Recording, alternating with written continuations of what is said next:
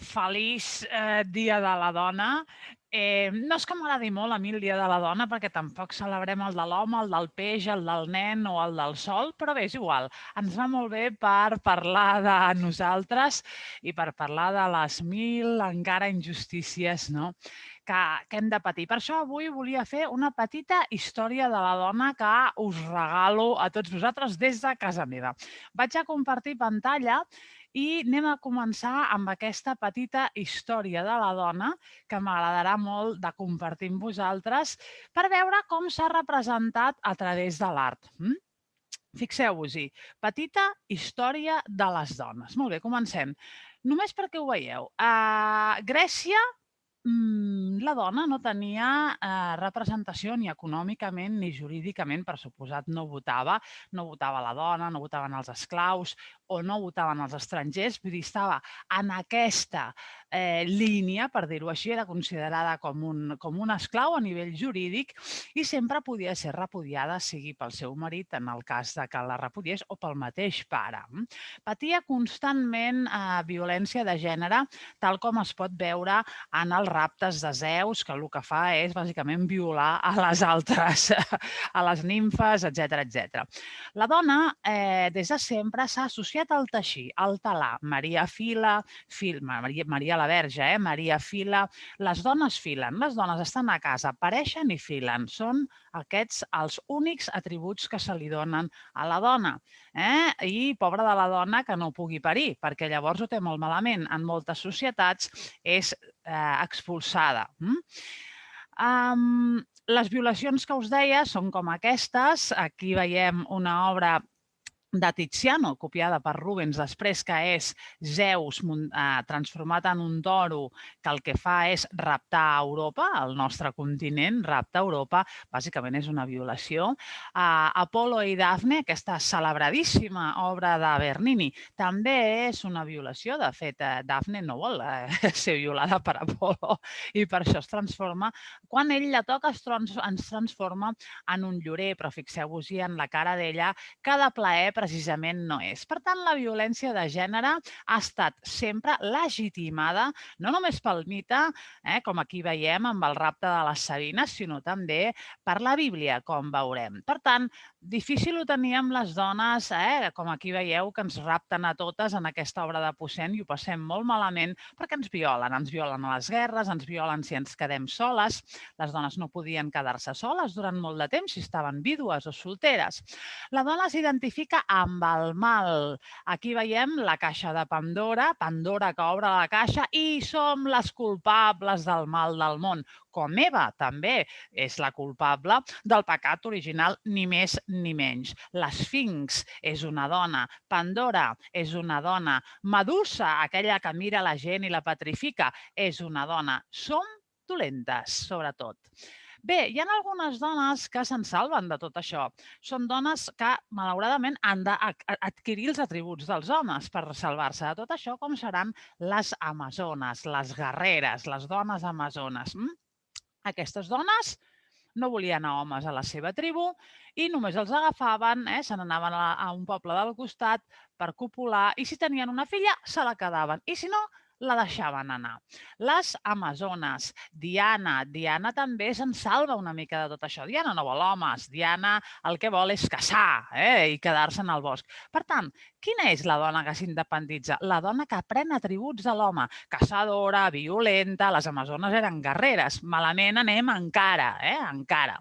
Bé, algunes dones artistes sempre n'hi han hagut, ara bé, silenciades per la història, que la història ha estat narrada pels homes. Quines dones artistes hi han hagut? Moltes, moltes. Plini, per exemple, ens diu que hi havia una dona que es deia Dibutava, que el que feia una coríntia de grega que dibuixava les ombres, a sobre de les ombres, i així feia coses molt boniques. Safo, la poetessa, però és clar, com que la dona és inferior a l'home perquè surt de la seva costella, segons ens diu la Bíblia, perquè l'home no s'avorreixi, doncs Déu el que fa és crear la dona de la costella d'Adam mentre dorm. I així ens ha anat.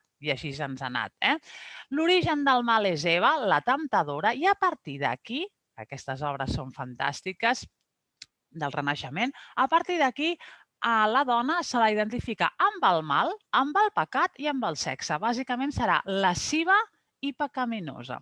A partir d'aquí, de la temptació i del pecat original, neix la fam fatal, que perdurarà en el temps, com veiem, per exemple, amb la Salomé. També una altra història bíblica, que la Salomé és la culpable, ni més ni menys, de tallar el cap a Sant Joan Baptista, el precursor de Crist. També és culpa nostra, També és culpa nostra. Molt bé.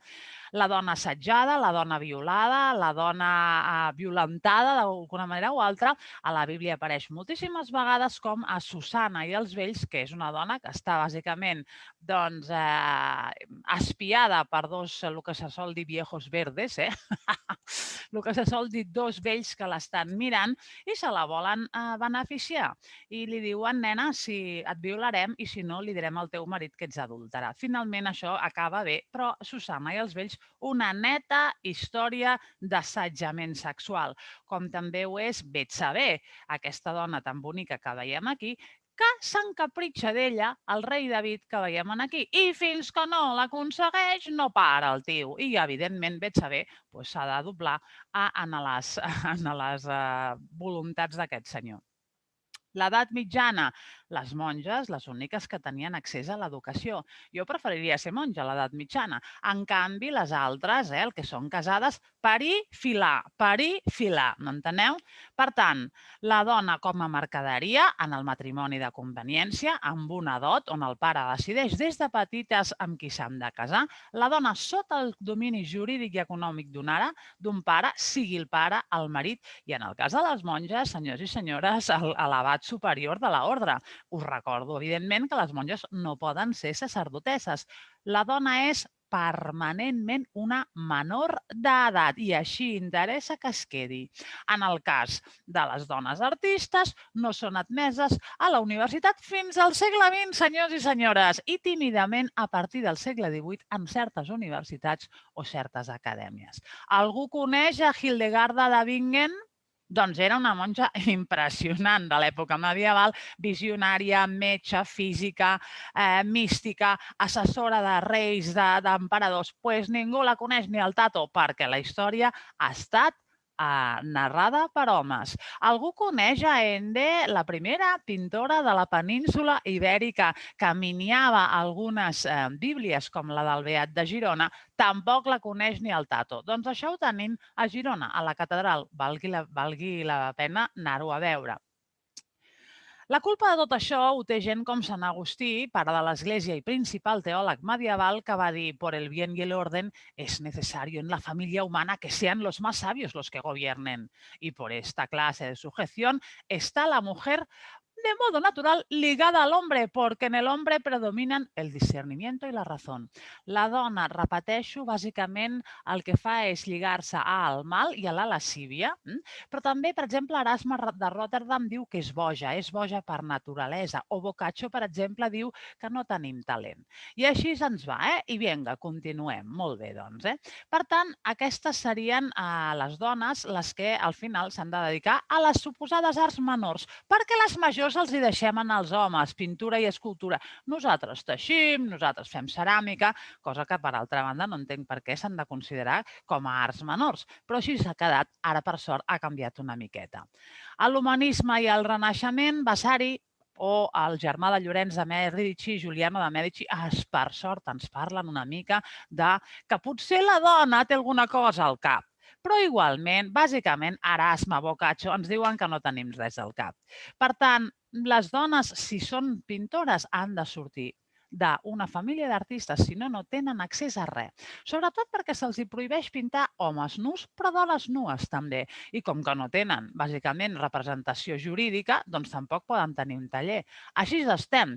Per entrar a l'Acadèmia de Sant Lluc havies de tenir propietats, havies d'estar casat, cosa que cap dona podia fer tenir aquestes propietats. Algunes, com Sofonisba Anguissola o com Lavínia Fontana, seran dones que, per sort, aniran apareixent en aquesta època del Renaixement.